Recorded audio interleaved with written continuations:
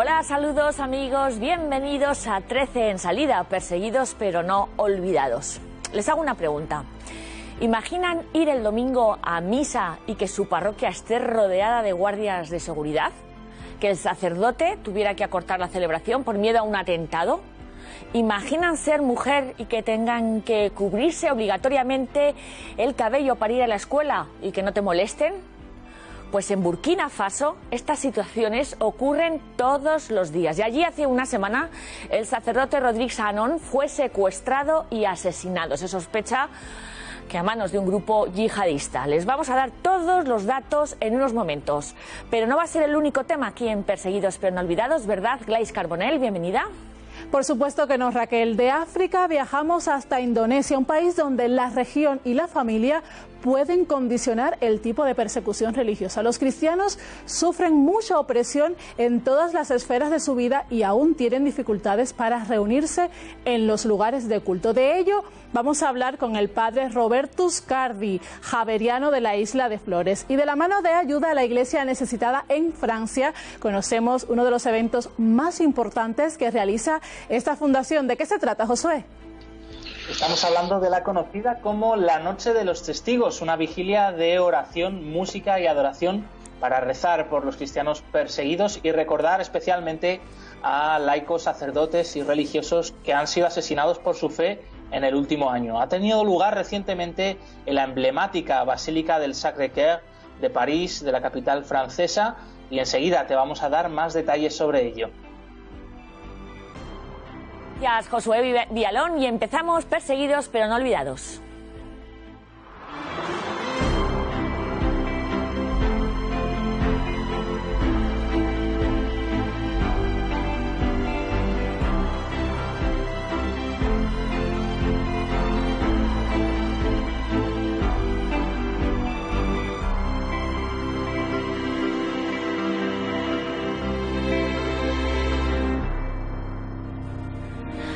Empezamos en Burkina Faso, como les decíamos, un país peligroso, no, peligrosísimo para los cristianos, especialmente en las regiones del norte y del este del país. Bueno, todo el yihadismo se ha trasladado, como saben, ya de Oriente Medio a la zona del Sahel, y Burkina Faso está siendo, bueno, pues una locura. Existen grupos terroristas islamistas que siembran el terror en las comunidades cristianas. Saben quiénes son los líderes y muchas veces van directamente a ellos. Un ejemplo es el secuestro y el asesinato del padre Anon cuando se dirigía de camino a una reunión de su diócesis. En el momento en que estaba por el camino fue secuestrado. Nos acompaña hoy el sacerdote Wenceslao Belém, de la parroquia Notre Dame, en la ciudad de Guayiguya, que está al norte de Burkina Faso. Saludos, padre. Hola, saludo. Bueno, le vemos feliz a pesar de la situación que estamos empezando a conocer de lo que está pasando en Burkina Faso. ¿Cómo ha vivido, padre, la comunidad el asesinato de este sacerdote, del padre Anon? De manera muy triste porque es una cosa que no esperábamos, sobre todo en esa zona de Panfora, en el este del país. Ahí la situación está calma, tranquila, y en el norte se puede decir que se puede pensar en eso, pero en Panfora fue una sorpresa malísima. Entonces la comunidad cristiana en todo el país está triste, y cada día rezamos por él, rezamos por la conversión de los terroristas y también por el descanso de todas las víctimas del terrorismo. Y damos también medidas de prudencia a los sacerdotes, sí, ayudas, consejos para que sigan su trabajo, teniendo en cuenta la situación de la inseguridad. Padre Wenceslao, en este programa de ayuda a la Iglesia necesitada siempre resaltamos que aunque ustedes son perseguidos, son capaces de un amor más grande. Está hablando que incluso están rezando por aquellos asesinos del padre, Eso sí. ¿no? Es impresionante. ¿Cómo es el día a día de los cristianos en estas regiones más peligrosas de Burkina Faso, padre Wenceslao?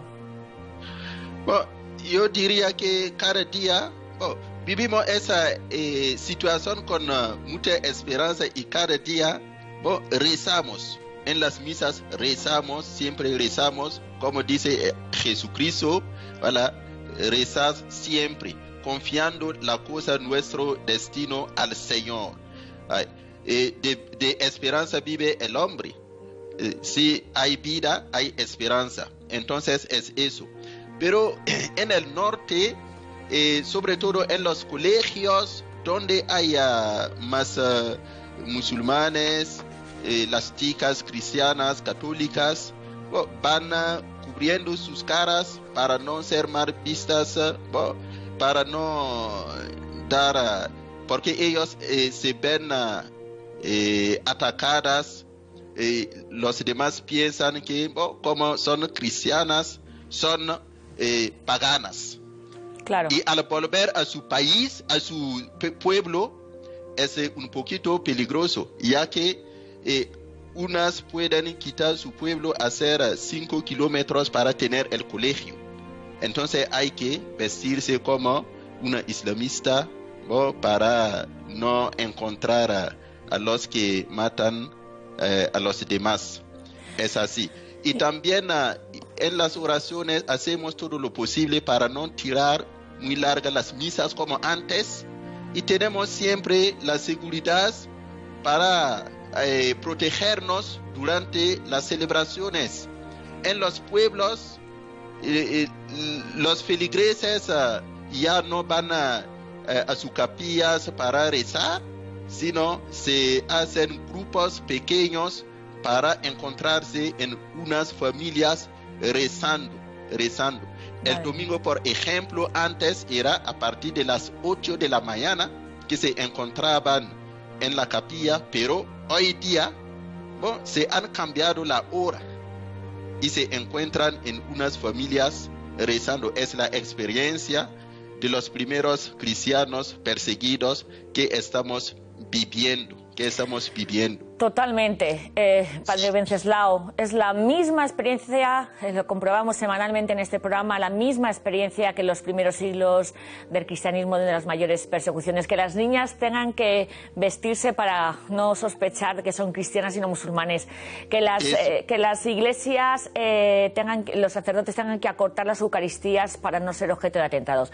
Bueno, hablamos, como decimos, de un país, Burkina Faso, donde la persecución están comprobando casi en directo que es enorme. Ahora Gladys Carbonell nos va a contar cómo está la situación de estos casi 5 millones de cristianos que en el último año, gracias al informe de Puertas a Puertas de Open Doors, se ve que la persecución ha empeorado enormemente. Gladys, cuéntanos. Desafortunadamente, Raquel, en Burkina continúan los ataques de grupos extremistas islámicos, especialmente contra la comunidad cristiana. Aunque, si bien es cierto que se han ido atenuando, la crisis actual causada por las agresiones de estos grupos sigue provocando sufrimiento y dificultades. Podríamos decir que durante 2020 Burkina sufrió menos ataques violentos de alto perfil, digamos, por ejemplo, atentados, pero se mantiene ese clima de violencia contra los cristianos, así como la opresión para quienes se convierten del Islam al cristianismo. Pero ¿cuáles son las consecuencias de esta persecución? Pues hay más de 1 millón de desplazados internos en Burkina Faso y muchos de ellos son cristianos. Además, muchas iglesias en el noreste de Burkina han sido cerradas debido a la inseguridad y la violencia que impera en estas zonas. Allí los cristianos se han visto obligados a huir precisamente por la violencia, y a esto se suman las escasas precipitaciones y la pandemia del COVID-19 que ha empeorado toda esta situación. Gracias, Gladys Carbonell. Padre Wenceslao Javeriano, desde Guayuguya, en Burkina Faso. ¿Cómo viven vuestros familiares, que sacerdotes como usted estéis en el blanco de las miradas de los terroristas? ¿Y cómo? No entendí bien la pregunta. ¿Cómo lleváis que ustedes, los sacerdotes, estéis siendo objeto, el target, que estéis en el blanco de la mirada de los yihadistas, ustedes y vuestros familiares y vuestros feligreses? Sí, para los sacerdotes hay medidas de seguridad. ¿sí? Y la policía nos acompaña si queremos ir más allá en las zonas un poquito peligrosas. Donde es muy peligroso, está prohibido. Hay que estar siempre en casa parroquial, celebrando la misa con los demás y también rezando por los demás. Y nosotros para viajar, por ejemplo, desplazarnos, como todo el mundo tiene miedo, entonces eso nos da mucha pena. Nuestros padres, nuestros conocidos, amigos, están con miedo.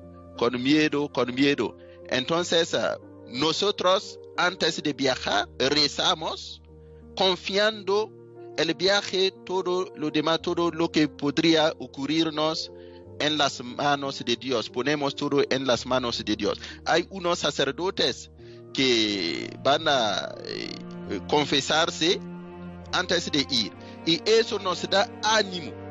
Eso nos da fuerza, la fuerza moral, la fuerza espiritual para ir sin miedo. Es como si estuviéramos preparando el viaje eterno.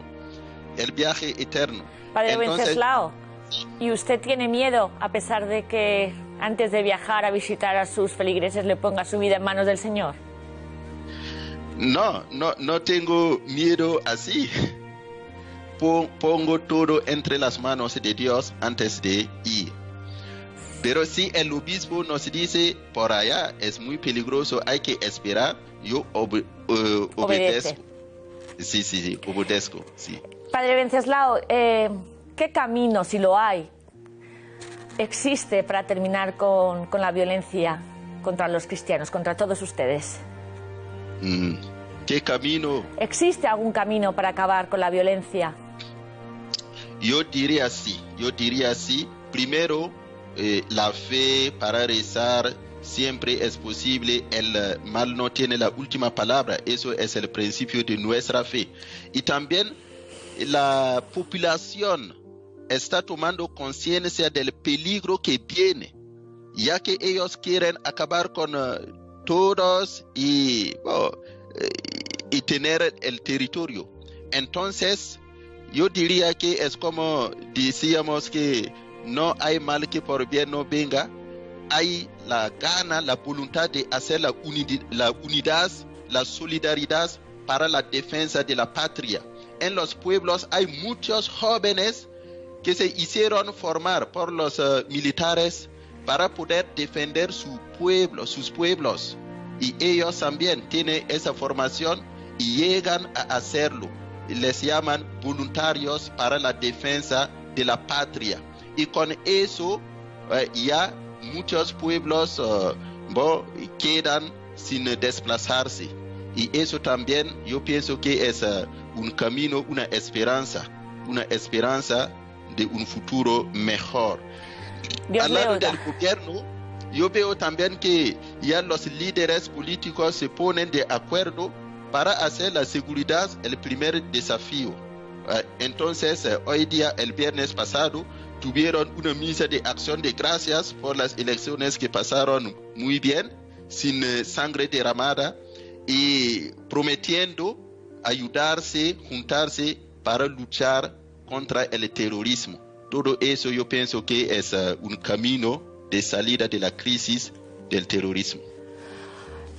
Dios le oiga, Padre Wenceslao. Además, a la violencia contra los cristianos se suba también la situación de la pandemia del COVID-19, que todavía agravará más la situación social. ¿Cómo están viviendo allí esta pandemia, Padre?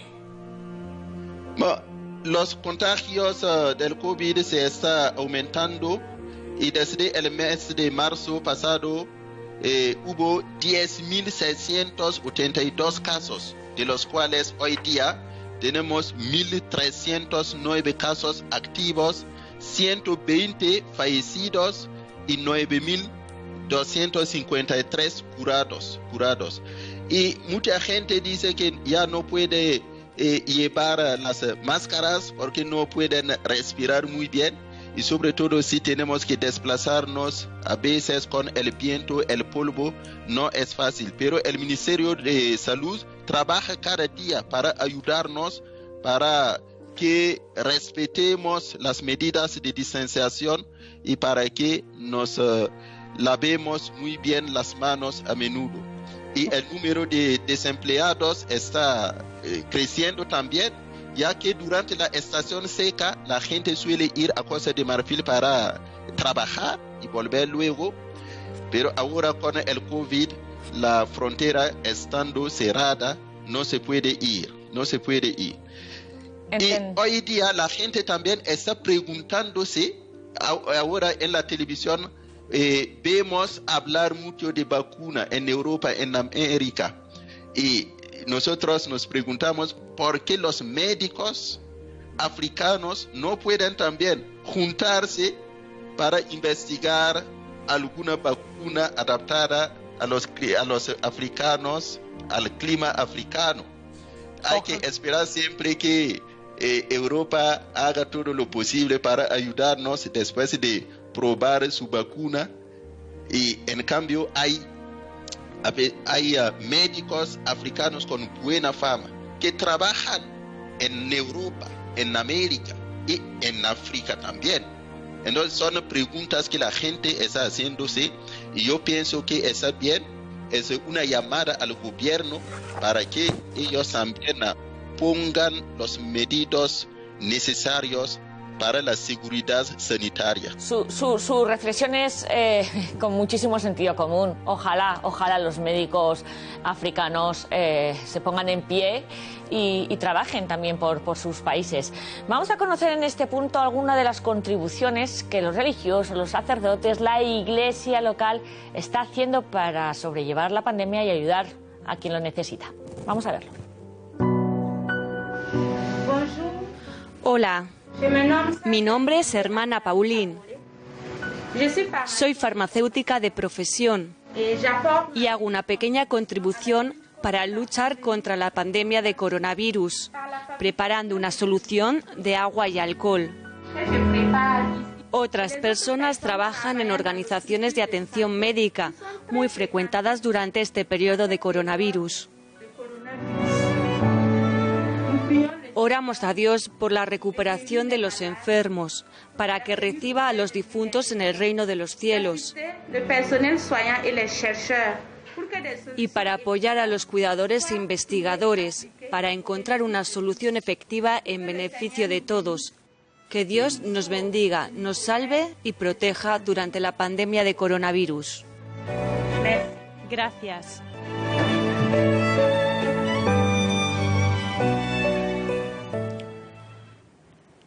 Impresionante el trabajo de Burkina Faso, de los sacerdotes, de las religiosas, de los religiosos.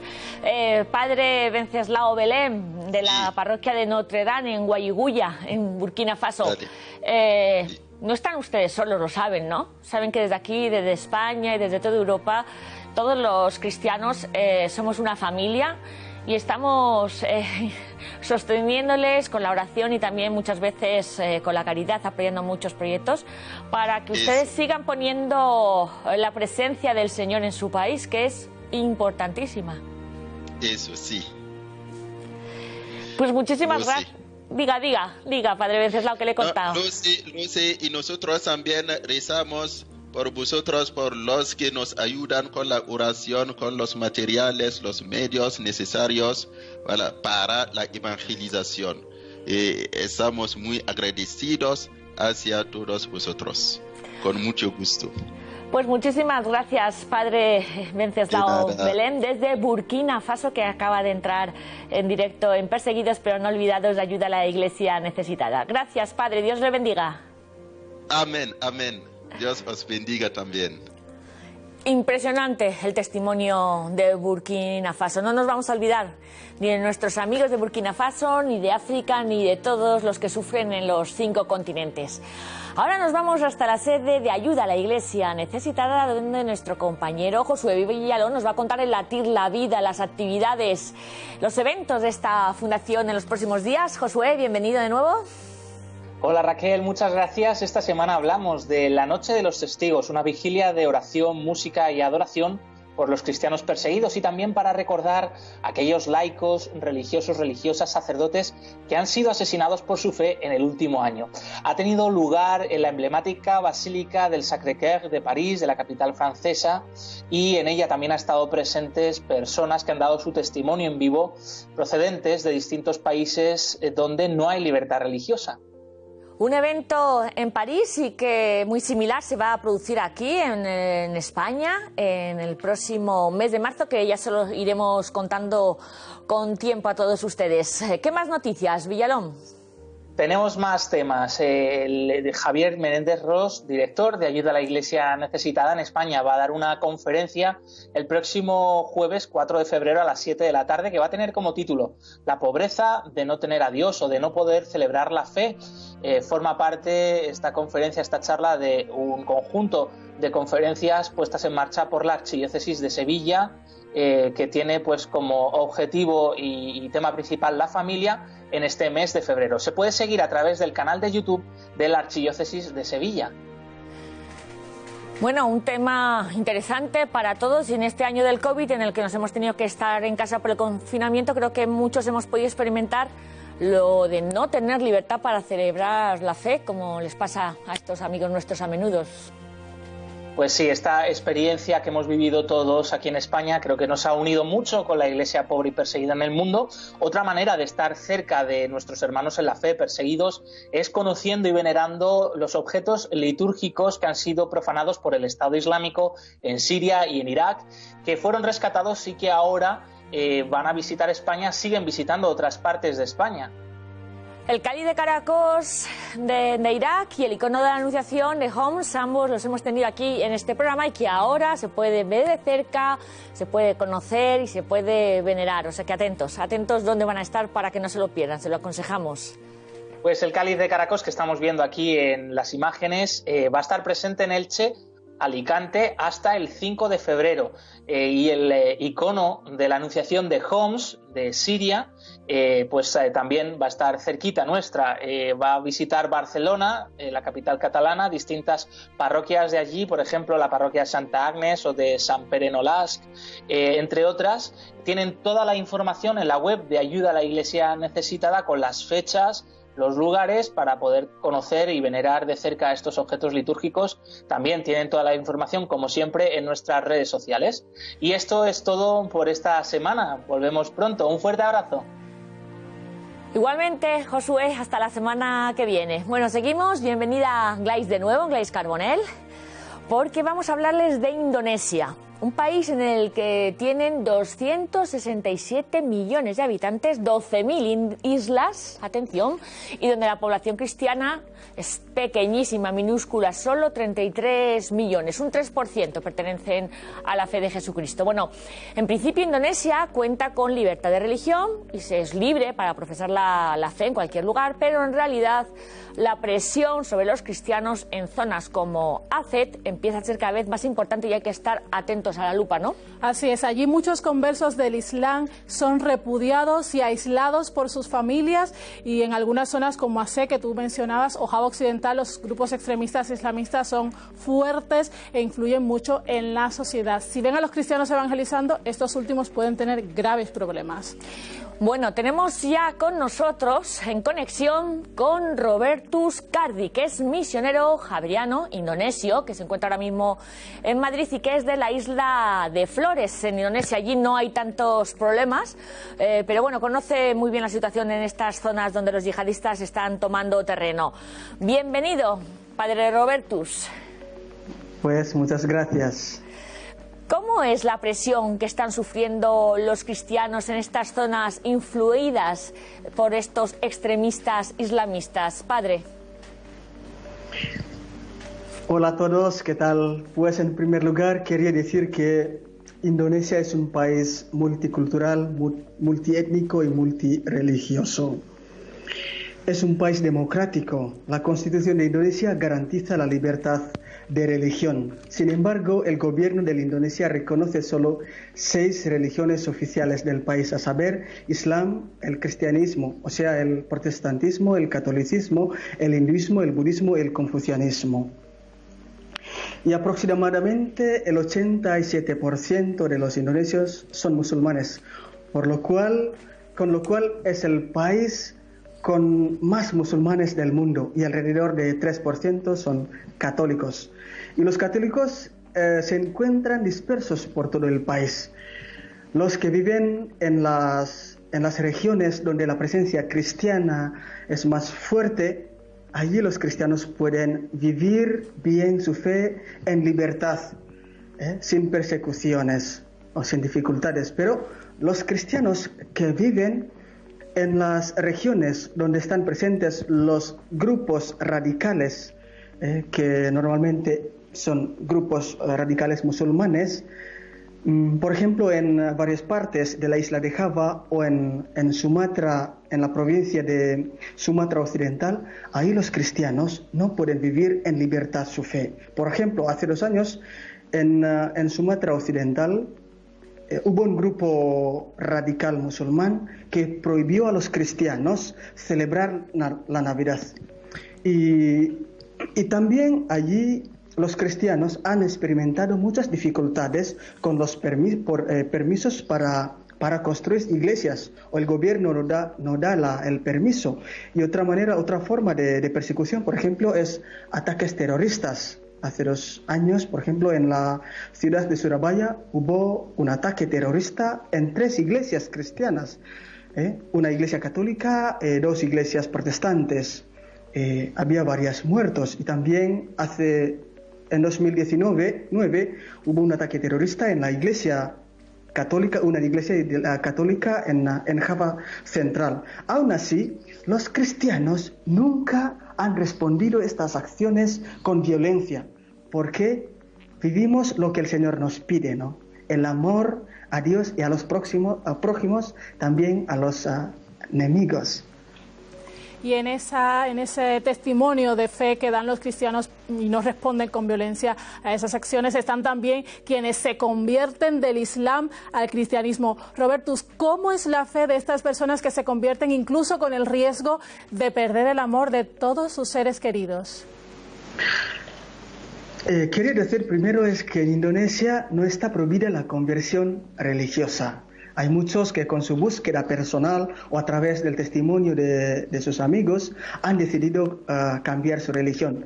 Hay muchos que se han convertido al catolicismo. Y para ellos no es siempre un asunto fácil ni sencillo. Por ejemplo, hay muchos conversos del Islam al catolicismo que sufren persecución por parte de sus familias, de sus amigos, también de la sociedad, que se manifiesta principalmente en aislamiento o abusos verbales. No es fácil para ellos porque tienen que dejar su familia. Por ejemplo, hay familias que no pueden más aceptarlos, pero hay muchos que lo ven como una ocasión para vivir verdaderamente su fe.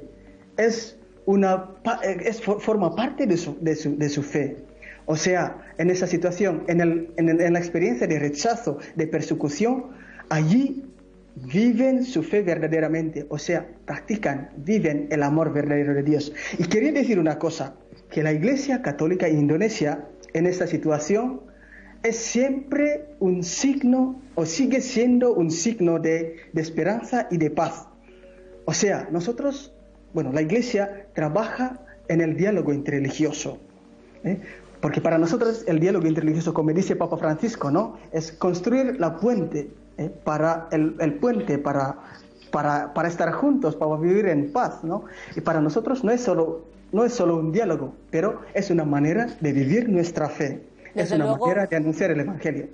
Desde luego, Padre Robertus, ¿cuánto tenemos que aprender de todos ustedes, de los cristianos en Indonesia y de todas partes del mundo, que les persiguen y encima les acercan más al Señor y apuestan por el diálogo interreligioso? Bueno, las familias les aíslan, pueden haber atentados. ¿Qué otras formas de persecución se están produciendo ahora en Indonesia, Padre? Otras formas de persecución es sobre todo la dificultad para construir la iglesia. O hay grupos que no permiten a los cristianos vivir con libertad su fe. Esta persecución todavía existe en Indonesia. No es fácil cambiar estas cosas, aunque el gobierno o la constitución garantiza la libertad religiosa, pero los grupos radicales existen todavía, que prohíben a veces a los cristianos vivir su fe o celebrar la Eucaristía, por ejemplo. Robertus, tú eres de la Isla de Flores, un lugar donde se puede vivir la fe en libertad. ¿De qué manera vosotros expresáis esa fe en un entorno como este, donde se respeta uno de los derechos fundamentales del hombre, que es precisamente la libertad religiosa? Por un lado, es una ventaja para nosotros, es un aspecto muy positivo, porque podemos vivir en libertad nuestra fe sin dificultades, sin persecuciones. Pero, por otro lado, yo lo veo como un desafío, porque los cristianos pueden vivir su fe de manera superficial o limitado a celebraciones sacramentales. Pero nuestra fe no es solo así. Nuestra fe hay que vivirla en todos los aspectos de nuestra vida. Por lo tanto, la misión de la Iglesia allí es acompañar a los cristianos para profundizar su fe, para vivirla en todos los aspectos de la vida, también en la protección del medio ambiente. Muchísimas gracias, Padre Robertus Cardi, misionero javeriano, por ser el rostro de esta iglesia en Indonesia, que tiene muchísimas dificultades, pero que apuestan por el diálogo y por el amor al prójimo a pesar de la persecución. Muchísimas gracias. Gracias. Bueno, seguimos de Indonesia, el país con mayor número de musulmanes del mundo, a otras partes donde nuestros hermanos, nuestros amigos en la fe, bueno, pues para nosotros son noticia, a lo mejor no en otros medios de comunicación, pero para aquí sí, nosotros sí. Se encarga, como todas las semanas, Álvaro de Juana en recoger aquellas informaciones más relevantes. Álvaro, cuando quieras. Bueno, pues comenzamos hablando del viaje del Papa Francisco a Irak para el próximo mes de marzo, porque continúan los preparativos y se van conociendo ya más detalles, más datos, como que, por ejemplo, visitará también la ciudad santa de Nayaf, la tercera para los chiitas, después de la Meca y Jerusalén. Allí se reunirá en privado con Al-Sistani, el líder chiita con más seguidores del mundo y con una enorme influencia moral y política en el país. Abordarán juntos el documento sobre la fraternidad humana universal que Francisco ya firmó con el principal referente para los musulmanes suníes. Niños que viven en campamentos inundados, privados de necesidades básicas y de educación. Esta es la cruda realidad de Siria, donde 10 años después del estallido de la guerra, la violencia sigue destruyendo vidas inocentes. En lugares como Hasakeh, UNICEF informa de que las interrupciones de agua causadas por atentados a los servicios básicos obligan a las familias a depender de agua no potable, lo que las hace vulnerables a enfermedades. Una situación que ha encendido todas las alarmas, como decía, de las Naciones Unidas. Y aquí en nuestro país, el cardenal Cañizares, arzobispo de Valencia, ha pedido a los sacerdotes de la diócesis mantener las iglesias abiertas y a los católicos asistir a misa dentro de las restricciones sanitarias, para pedir especialmente por el fin de la pandemia. En una carta, el cardenal ha invitado además a reforzar la actividad pastoral y a ofrecer materiales para ellos, sobre todo a las familias. Muchísimas gracias, Álvaro de Juana. Glais Carbonell, bienvenida de nuevo. Nos traes la foto de la semana, un rostro, una imagen de Pakistán. ¿Por qué? Eso es, porque hoy vamos a celebrar, vamos a homenajear la vida consagrada que estamos celebrando precisamente esta semana, y lo vamos a hacer, como decías, en Pakistán. Vamos a ver inmediatamente la imagen de la hermana Ghasia, una de las Paulinas de Pakistán, que vive en su fe a pesar de ser blanco de discriminaciones, de acoso, de persecución. En Pakistán, uno de los países donde peor situación hay de la libertad religiosa. Aquí la vemos en su convento, donde no hay libertad. Eso, totalmente. Aquí la vemos en ese convento donde trabajan con niños, con jóvenes, brindándole acogida, también formación y, por supuesto, anunciando a Jesucristo. Pero te propongo, Raquel, conocer toda la historia de Ghasia en este homenaje que hace perseguidos pero no olvidados a la vida consagrada.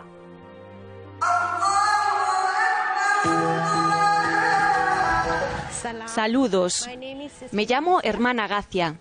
Vivo en Pakistán, donde el 96% de las personas son musulmanas. Este es mi convento. Soy religiosa y pertenezco a las Hermanas Paulinas. Mis hermanas y yo llevamos a Jesucristo a las personas. Tenemos la única librería católica y centro multimedia en el país. Tenemos muchos libros, así como preciosos artículos religiosos. Hace varios años, la librería sufrió serios daños con la explosión de una bomba. A pesar del miedo y la tensión, pudimos reconstruirla y continuar nuestra labor. No es fácil vivir en un país donde los cristianos son el blanco de violencia, discriminación y acoso.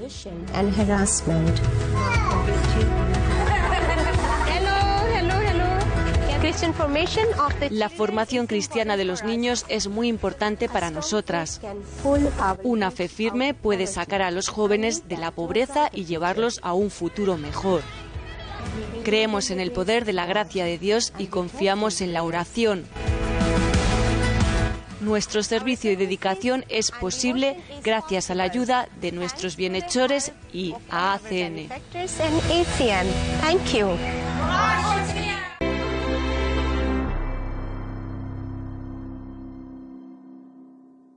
Gracias a ti, hermana Gaisa, desde Pakistán. Bueno, nos vamos, Lais Carbonell. Pero antes vamos a recordar que nos pueden seguir en todas las redes sociales, Facebook, Twitter, Instagram y también en el teléfono de ayuda a la Iglesia Necesitada 91 725 92 12. Gracias, Lais Carbonell. Hasta la semana que viene, amigos. No se olviden de nuestros hermanos que sufren discriminación, marginación o persecución, en muchos casos hasta la muerte por su fe. Les esperamos la semana que viene.